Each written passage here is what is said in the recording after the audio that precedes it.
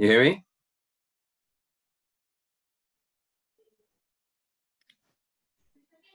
Great. Yeah.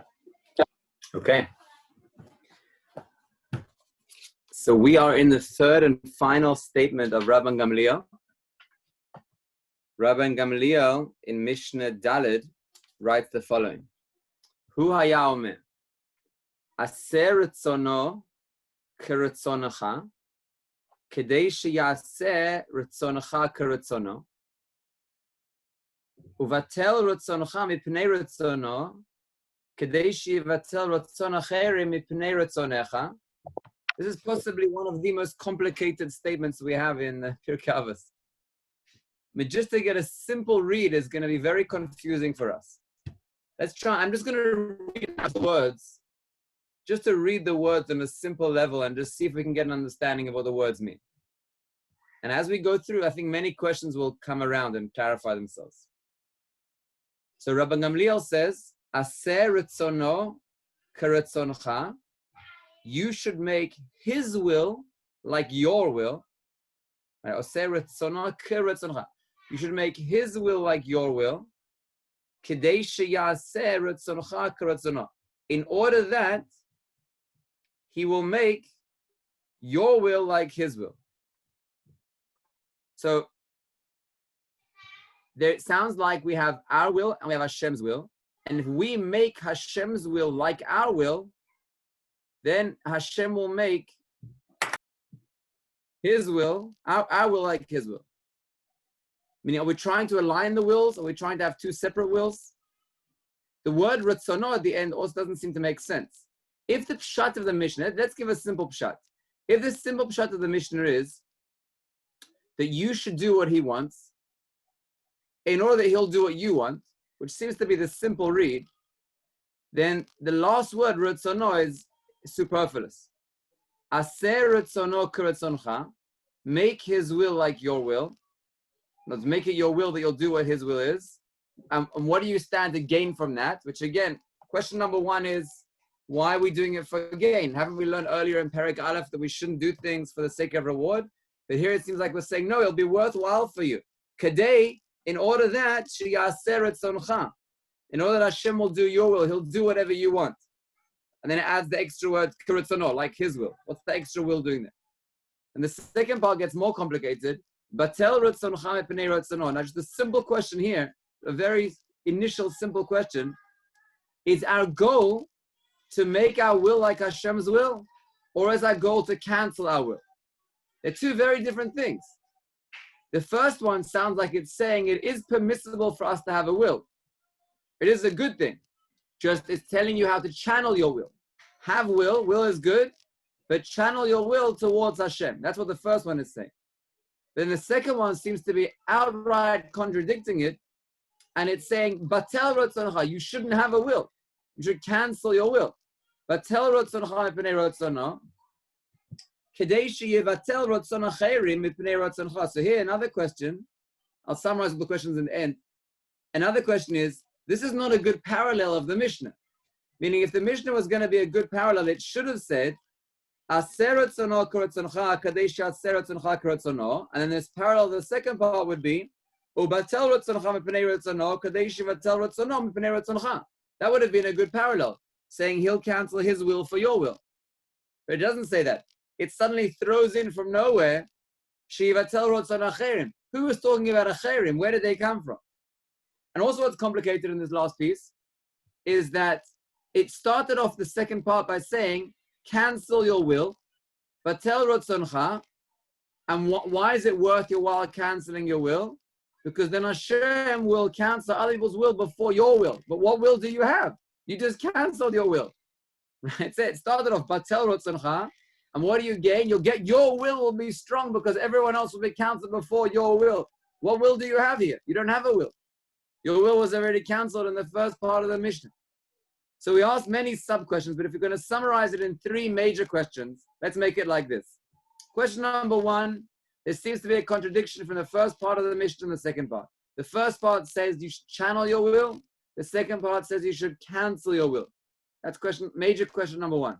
Major question number two is It seems like we're doing it that Hashem will do our will. That's what we're going to get out of it. Kadesh Yaser Tzoncha. What does that superfluous word mean? Kurotzono. That he'll do whatever we want, like he wants. Well, that's not what we want. We want what we want. What does it mean? He'll do what we want, like what he wants. That extra word kurotzono at the end of the first section.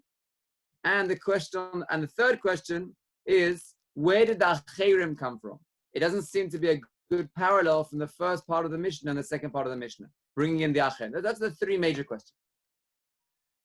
So we're going to answer the questions in a sort of a point form, and then hopefully tie the whole thing together in the end. So the first point I want to make is, and this is based on the Chida, and this is a very important ashkafic point, extremely. Everyone who's learned the Rambam's introduction to Pirkei Avos, which is known as the Shmone Prakim, even if you haven't learned it, you may have heard this concept in Perek Vav, in the 6th Perek of Shmone Prakim. The Rambam presents a stira, and it's a stira between two sources, where the first source implies that it's a problem if you don't want to do the will of Hashem. The way he puts it is, he quotes a pasuk, that a person is called Ra if they desire to do Ra. If you want to do a bad thing, that makes you bad. Meaning you shouldn't want to do bad things. Naturally, you should want to do mitzvahs. Naturally, you shouldn't want to do averos. You have to get to the place where it becomes very natural for you to want to do mitzvahs and very unnatural for you to do averos. That's part one of what that's the Rambam source. Then the Rambam brings another Gemara, a medrash, that says that when you see non-kosher food, you should say, I could have that if I could have that. I would like to have that. F Shiba. It's possible for me. But Hashem commanded me not to eat it. Meaning you shouldn't be saying it's disgusting, it's horrible, I don't want that. You shouldn't be saying that. You should say, I very much want to do the Averas perhaps. But you know why I'm holding back? Because it's the will of Hashem. Now those two sources are very contradictory. The first source is saying it should become second nature and natural to you to do the will of Hashem. The second source is saying you shouldn't align your will with Hashem. It shouldn't become second nature to you. But you should be loyal and devoted to follow the will of Hashem. And say, I'm doing it because it's the will of Hashem. That's why I'm doing it. And that shows you're a devoted servant to HaKadosh Baruch Hu. So the Rambam brings that contradiction.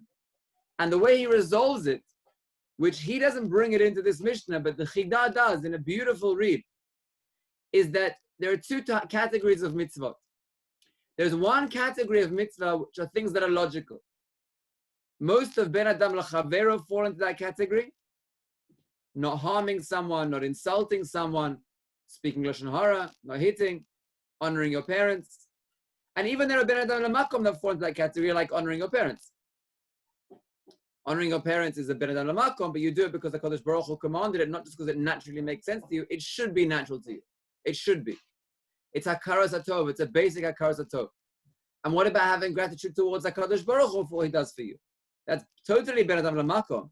But that would also be included in here. The recognition that you have that HaKadosh Baruch Hu gives you life and that you thank him, you bring a Korban Toda, that would be included under this first logical category. So that should be natural to you. When you do Bikur Cholim, you shouldn't say, I don't really care about you, but God commanded me. When you get married to your wife, you shouldn't say, I don't love you, but God commanded me. When you go to any mitzvah, which is Ben Adam L'Machom, and even logical Ben Adam Chaveros and logical Ben Adam Makoms, you should do because it becomes second nature to you. And that's what it's referring to in the medrash that the Rambam brings initially, the pasuk that he quotes, that someone is bad if they desire bad. Because if you desire to kill, and you desire to steal, and you desire to do evil things, then naturally you should not desire that. That should be innate to you. It should be part of the natural way that Hashem made you. And it's bad that someone desires to do those natural things, those logical things. However, there are another category of mitzvahs which are chukim. They don't make sense. The laws of kashrut, the laws of shatnez, there's no logic behind them. The reason why Hashem commanded them to us is purely to prove our devotion to him, to show that we are loyal, devoted servants to HaKadosh Baruch Hu. Those ones, they don't have to make sense to you. They're not supposed to. You're not supposed to say, oh, I hate shatnez. Oh, wall and linen together. I can't stand that. Disgusting. Oh, it makes me feel sick. No. You don't do that. It doesn't make sense. It's not supposed to make sense. You're doing it because Hashem commanded. You're supposed to say, I would like to eat meat and milk together. Or for the Sfaradim amongst us, I would like to eat fish and milk together. I would like to. I would love to. It's probably delicious. But Hashem told me not to. Or the Beit Yosef printing error in the Beit Yosef told me not to. So that's why I'm not doing it. And that's God's will. And that's why I'm following God's will. That's where I am. So that's a beautiful read in this Mishnah. Let's see it. This is the Chidah, bringing that Rambam from Shmona Prokim, 6th Perek of the Shmona Prokim, into this Mishnah. Hu haya omer, aser retzono k'retzoncha. Regarding the first category of mitzvahs, those type which are Hashem's will, but they're also natural to you, then you should make God's will your will. It shouldn't be you're doing it just because it's God's will. It should be your will as well. It should be natural to you. And regarding the second category of mitzvahs, ubatel retzoncha mipnei retzono. You should cancel your will in deference to His will. Meaning in the category of mitzvot, which don't make sense, why do you do them? Just because Hashem commanded. That cancel your will. Do it just because you're devoted to Hashem. That's a beautiful read in that Mishnah. It doesn't answer question 2 or 3. It only answers question 1. Question number 1 that we asked was, why are there 2 separate sections which seem to contradict? And the answer is they're talking about 2 different categories. A category of logical mitzvahs and a category of commands that were given to us as chukim, not logical ones. So that's going to be, we're going to come back to that. That's going to be a grounding point for us. But that answers question number 1. Now, just like I did yesterday, I want to quote a Medrash Shmuel, who goes against all the Rishonim here, but his read is so beautiful in the first part of the Mishnah, and it's going to answer question 2. It won't help us with the second half of the Mishnah. It won't answer question 1 of what the parallels of the 2 parts are, but just in part 1, it's a beautiful, beautiful read. And it's also going to help build, all these are going to build towards our final major answer, all these small points, although they all have tremendous credit in and of themselves. So listen to this. We've discussed the idea before that a person cannot jump straight to working l'shem shamayim. You can't go straight to lishma. There's an initial stage where you have to go via lo lishma, and then you can get to lishma. We gave the simple example of a child learning how to write letters. We don't expect a child to write a perfect letter first time and then blame them for not getting it perfect first time. Rather, we understand that when you eventually get to write a letter perfectly, it's by making lots of mistakes in the way that you write it initially, and then refine them and refine them and refine them until you eventually get it right. And that's the idea of la'olam. A person should always learn shelo lishma because eventually it comes to lishma. Now listen how that reads so beautifully into this Mishnah. This is the Medrash Shmuel. Aser retzono k'retzoncha. Initially, you have a ratzon. What's your initial ratzon? Maybe you want money. Maybe you want food. Like the Rambam we quoted beforehand, that you should initially teach a child to do it for base reasons, just to get him interested. Maybe I'm promising you an outing. Maybe you're going to get honor or credit. Initially, you have some other ratzon, which is your real, relevant, where you're holding ratzon that you're feeling right now. What should you do with that ratzon? Where should you channel it? So, aser ratzono. Do Hashem's will, how? Like you would do your will, meaning find the things that you're right now interested in. You're interested in collecting some hero cards. Fine. You want some svarim from the Mossad of Cook's sale. Whatever it is that you want right now, we'll make that your prize. You want honor, we'll give that to you as well. Whatever it is that you currently desire, we'll give that to you. And you should lachatchila do that. Aseh, do the will of Hashem. On what level? Wherever you're holding. Whatever level you're on right now. What's the goal here? What's the purpose? And this is also going to answer the question that we opened with about, are we doing it for reward? Yes, we're doing it initially for reward, but in order to get to a higher level. Kedei, in order that, sheyaseh retzoncha, that your authentic will, where you're genuinely holding what you really desire, really, k'retzonah will be the will of Hashem. And that's the path to take. You should start off doing the will of Hashem externally. As they say in English, fake it until you make it. Even if you don't really feel you want to do the will of Hashem, But it doesn't matter. Just do it anyway. And whatever side benefits you get, take them for now. And what end goal will you get? Kedei, so that that eventually Hashem will make your will like His will. That's a beautiful pshat. And that answers our question of why it has the word keretzono at the end there, which was our question number 2. Because our goal is to get to being like His will. Our goal is to getting our will to be like the will of Hashem. That's what we're working towards. That was answering question number 2. Now to answer question number 3, and this will answer 2 in another way and 3, this new interpretation we're going to give now is the Chassid Yavitz. And his way answers question 2 and 3, but also 3. And it's a very beautiful insight. It's going to be tremendous for us. It's going to help us build towards the next stage. Because let me precede it with another question. You see, the way we've interpreted this Mishnah until now, and I think the way some of the Rishonim interpreted it as well, the Rashi, the Re'eh Yonah, is that your current holding of what your Ratzon is physical things. And that you determine for yourself what it is that you want. So let's say you say, I want to live in a nice big house, and I want to marry a woman with Yirat Shamayim, and I want to live in a community that's a Torah-centered community centered around the yeshiva, and all those things make sense, they look good. Maybe you want to go into a particular profession, you have that in mind. You have lots of things that are currently your Ratzon. Now, what are they based on? And here's a very laughable point. People, when they make decisions of what they want in life, they make them from an extremely limited place, extremely limited knowledge. When they come to make their major life decision, what are they making it from, based on? They themselves don't even know, and it may be something very petty. Like they say, youth is wasted on the young, because they don't have life experience yet. And they go and make these major life decisions based on things that they haven't really got experience in.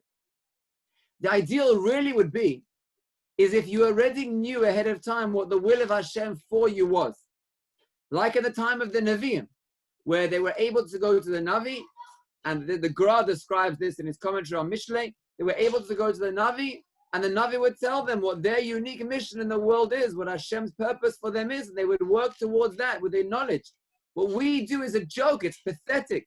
We guess extremely randomly what we would like to do in life without any solid criteria that we base it on. So this Mishnah is giving guidance of how to resolve that problem. That if in every stage in life, you always ask yourself, what is the will of Hashem for me to do in this particular scenario? And even though it seems to you like you could benefit more by taking some other path which isn't so legit, but you say, right now, what makes the most sense that will be the will of Hashem, that the Kiddush Hashem will take place? And this Mishnah is guaranteeing you that HaKadosh Baruch Hu will then do you a favor, and He will guide you along that path, which is the appropriate path from His perspective for you to take. So let's read that inside. I'll just say one more phrase before I say this. There's a phrase in Mesilas Yesharim which explains this idea also. In Mesilas Yesharim, the phrase is, Tchilato hishtadlut sofo matana. You initially put in your effort, and eventually HaKadosh Baruch Hu gives you a gift. Meaning what you're doing is a joke. How do you know how to determine where your future should take you? But as long as you're at each stage doing what the will of Hashem is, then HaKadosh Baruch Hu sees your devotion to Him, then He will guide you towards that place which He has destined for you. So let's read that inside. This is not going to answer question number 1 of the difference in the 2 parts of the Mishnah, but it is answering the questions 2 and 3. Let's see. Aseh, you put in your hishtadlus initially, Rutzono, to make your will, to make Hashem's will, Kiritzoncha, that you determine that you wish to do what Hashem wants from you. And you don't know exactly what you're supposed to be doing, but you determine that you try and do in your life what you can do that seems to you like it's the will of Hashem. And what will you gain from that? And it's an additional point. Now, what will you gain? Amazing.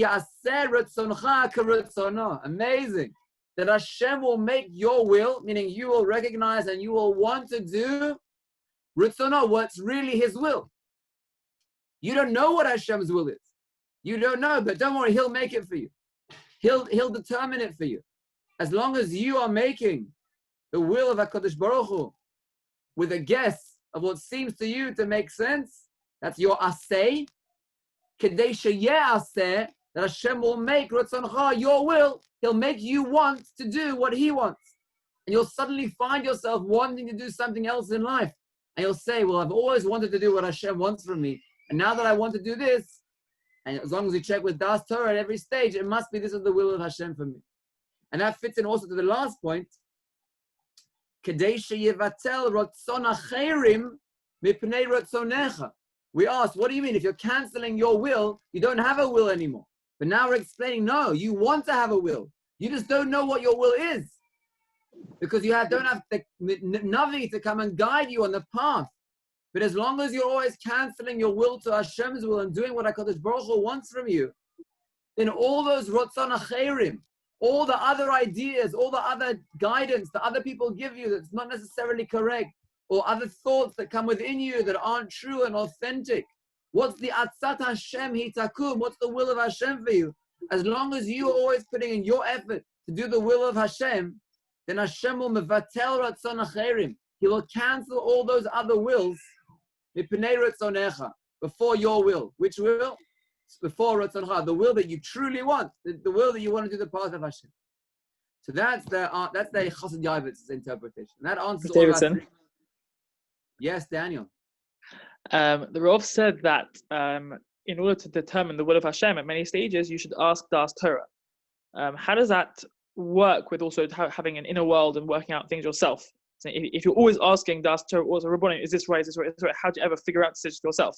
You're even supposed to. Right. So the way that I put it was, after you've done that clarification, then you just check in with Das Torah to ensure that what you're doing is not off path. I mean, it's a very good point you're saying.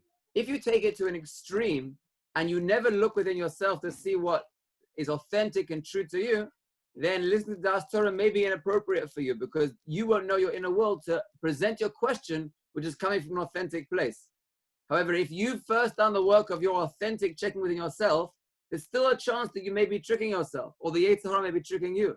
And therefore, you first do the work of looking deeply within yourself and clarifying who you are. And then afterwards, you check in with Das Torah to make sure that it makes sense. Let me just give you an example of that. Let's say you have a person who feels that he's emotionally not so much in touch with himself. And it bothers him. It bothers him, he's not an emotional touch with himself. And he wants to be authentic and true to himself in order to be more emotionally in touch. And you know, he remembers from his pre-yeshiva days that girls are much more emotionally in touch than boys are. That's just the way, that's the nature of girls. So because he wants to be authentic and genuine and true and connect to his inner emotional world, he has a great idea now where he's going to get in contact with all his friends from, grade 10 or grade 9, who they were able to talk emotionally about things that were very open and real. And that will help build him in his avodas Hashem to help him be more emotionally genuine and authentic and connect to HaKadosh Baruch Hu. Now, that might come from an authentic place, perhaps.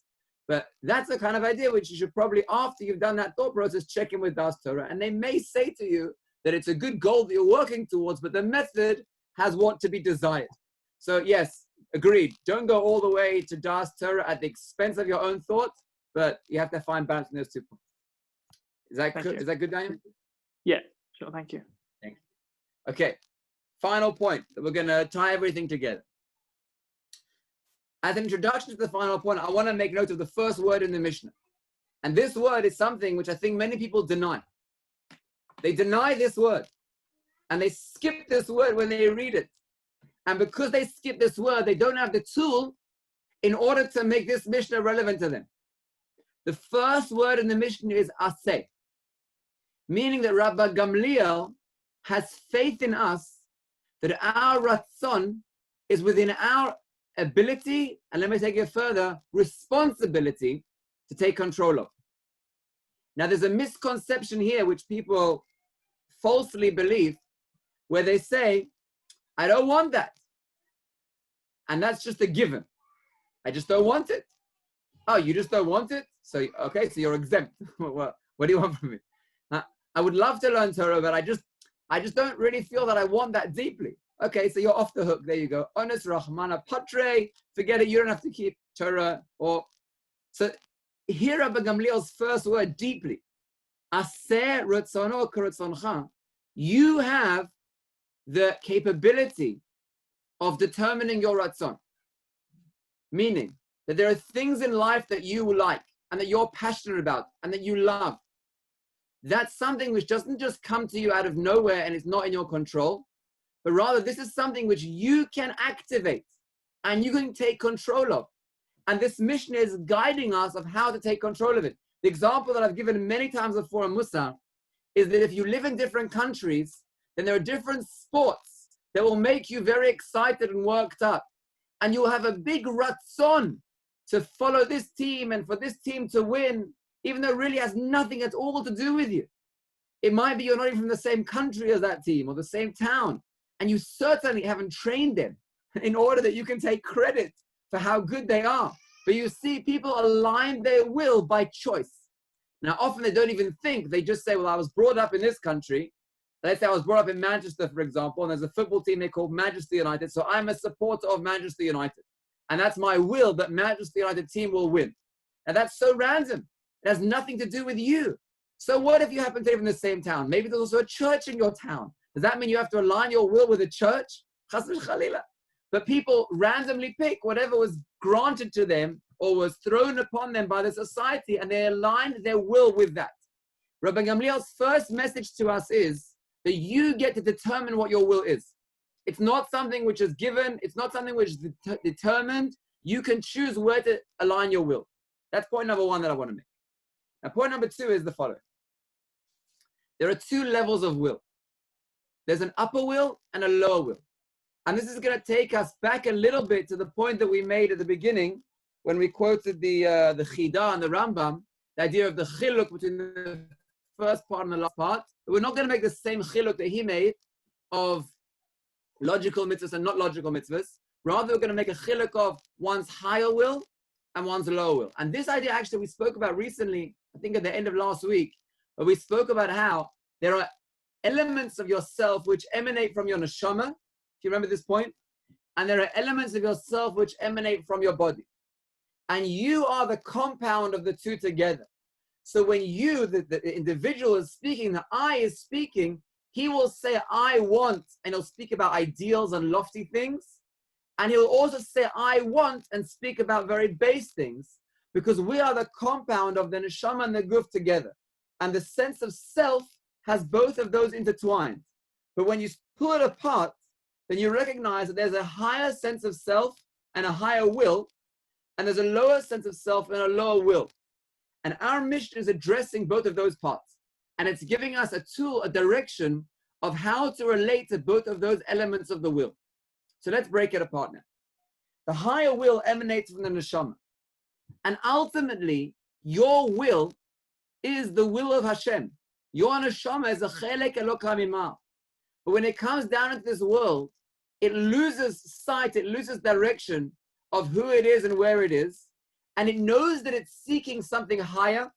It recognizes that it's seeking to connect to something much larger than itself, but it doesn't necessarily yet know that that's HaKadosh Baruch Hu. And therefore you'll find that there will be Jewish people especially who will be drawn to cults and leading cults. You'll find Jewish people who will be the ones who will be founding psychology. There'll be the forefathers of psychology will be Jews, and maybe even the forefathers of communism will be Jews. And certainly the forefathers of secular Zionism will be Jews. Because all of the major concepts that exist, the major ideologies that the world takes on will emanate from the soul, just misguided in the world.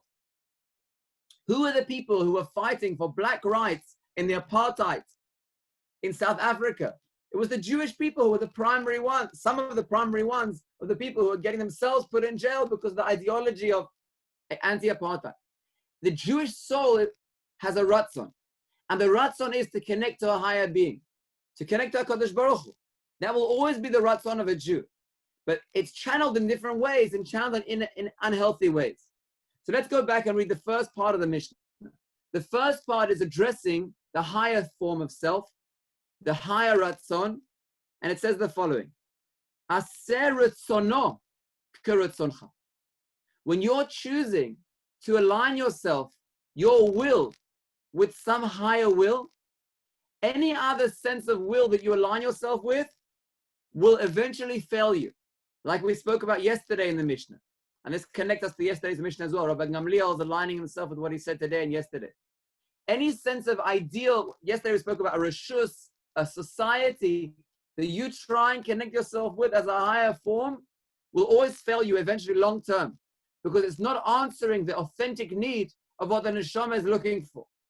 So when you're choosing what to make your will, if you make your will the ideals of your particular society that you live in, it will address it to some degree.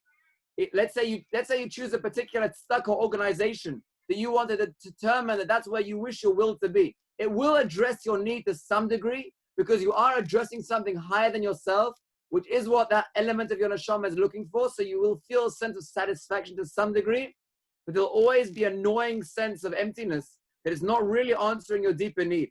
Rather, aseh ritzono, you should make Hashem's will kiritzoncha. When you choose what to align your higher sense of self with, and what will happen if you do that?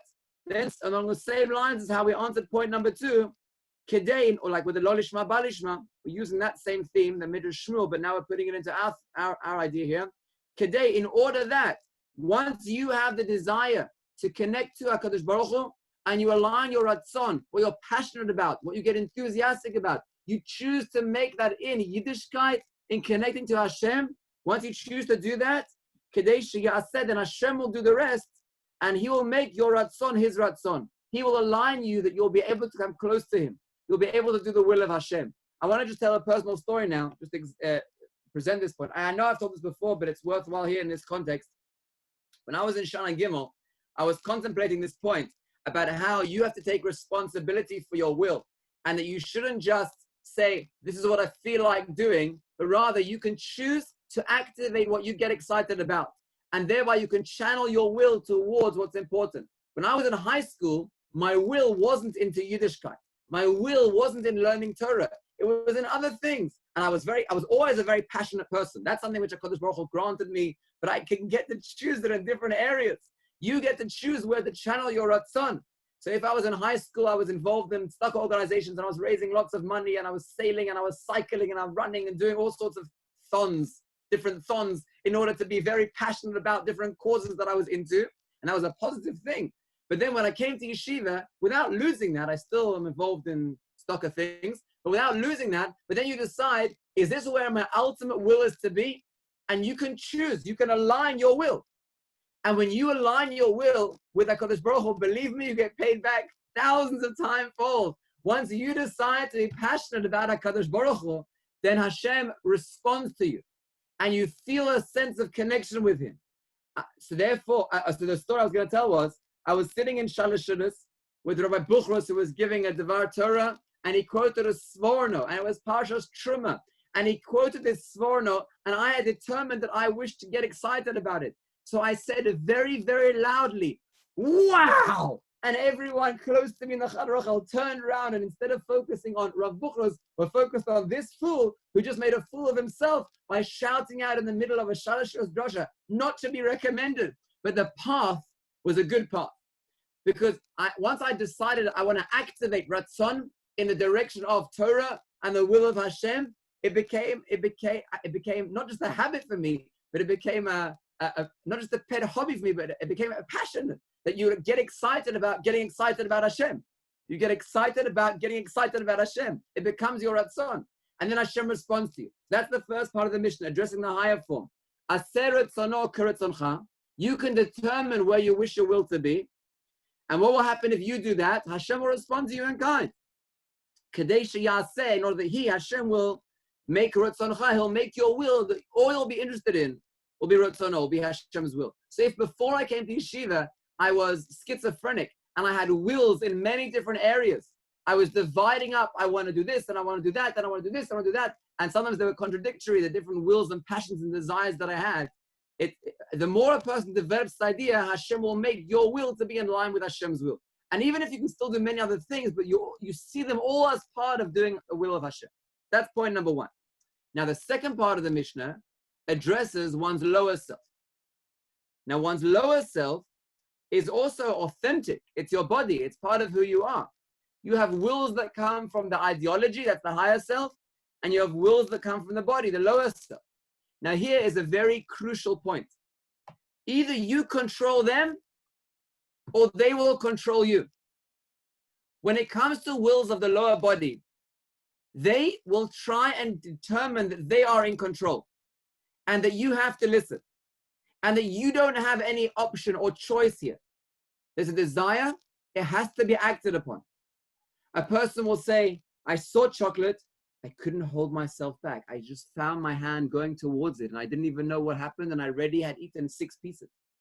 That's a sense where the Yetzer Hara gets you to think that he's in control of you and that when you see him, your knees become weak.